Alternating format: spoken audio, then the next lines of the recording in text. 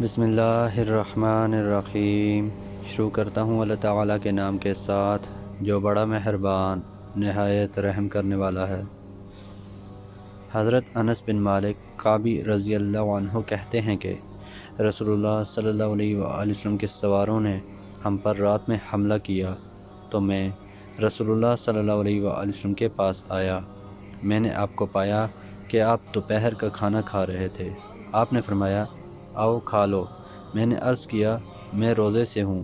آپ نے فرمایا قریب آؤ میں تمہیں روزے کے بارے میں بتاؤں۔ اللہ تعالیٰ نے مسافر سے روزہ اور آدھی نماز معاف کر دی ہے۔ حاملہ اور دودھ پلانے والی عورت سے بھی روزہ کو معاف کر دیا ہے۔ اللہ کی قسم نبی اکرم صلی اللہ علیہ وآلہ وسلم نے حاملہ اور دودھ پلانے والی عورت دونوں لفظ کہے یا ان میں سے کوئی ایک لفظ کہا تو ہائے افسوس اپنے آپ پر کہ میں نے نبی اکرم صلی اللہ علیہ وآلہ وسلم کے ساتھ کیوں نہیں کھایا۔ سیدنا ابو مرثد غنوی رضی اللہ عنہ نے کہا رسول اللہ صلی اللہ علیہ وآلہ وسلم نے فرمایا قبروں کی طرف نماز نہ پڑھو اور نہ ان پر بیٹھو۔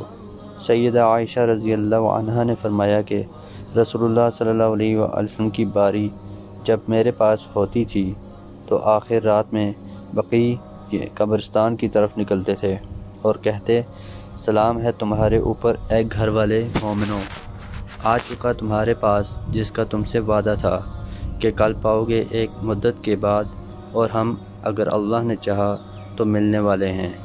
یا اللہ بخش بقیع غرقت والوں کو۔ حضرت عبداللہ بن مسعود رضی اللہ عنہ کہتے ہیں کہ رسول اللہ صلی اللہ علیہ وآلہ وسلم نے ہمیں 5 رکعتیں پڑھائیں، پھر جب آپ مڑے تو لوگوں نے آپس میں چیمے گوئیاں شروع کر دیں۔ آپ صلی اللہ علیہ وآلہ وسلم نے فرمایا کیا بات ہے؟ لوگوں نے عرض کیا اللہ کے رسول کیا نماز زیادہ ہو گئی ہے؟ آپ صلی اللہ علیہ وآلہ وسلم نے فرمایا نہیں۔ لوگوں نے کہا آپ نے 5 رکعتیں پڑھی ہیں۔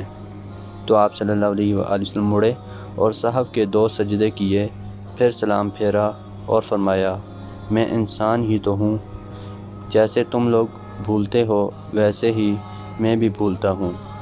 حضرت ابو سعید خدری رضی اللہ عنہ کہتے ہیں کہ رسول اللہ صلی اللہ علیہ وآلہ وسلم نے فرمایا جب تم میں سے کسی کو اپنی نماز میں شک ہو جائے کہ کتنی رکعتیں پڑھی ہیں تو شک دور کرے اور یقین کو بنیاد بنائے، پھر جب اسے نماز پوری ہو جانے کا یقین ہو جائے تو 2 سجدے کرے۔ اگر اس کی نماز در حقیقت پوری ہو چکی تھی تو یہ رکعت اور دونوں سجدے نفل ہو جائیں گے، اور اگر پوری نہیں ہوئی تھی تو اس رکعت سے پوری ہو جائے گی، اور یہ دونوں سجدے شیطان کو ذلیل و خوار کرنے والے ہوں گے۔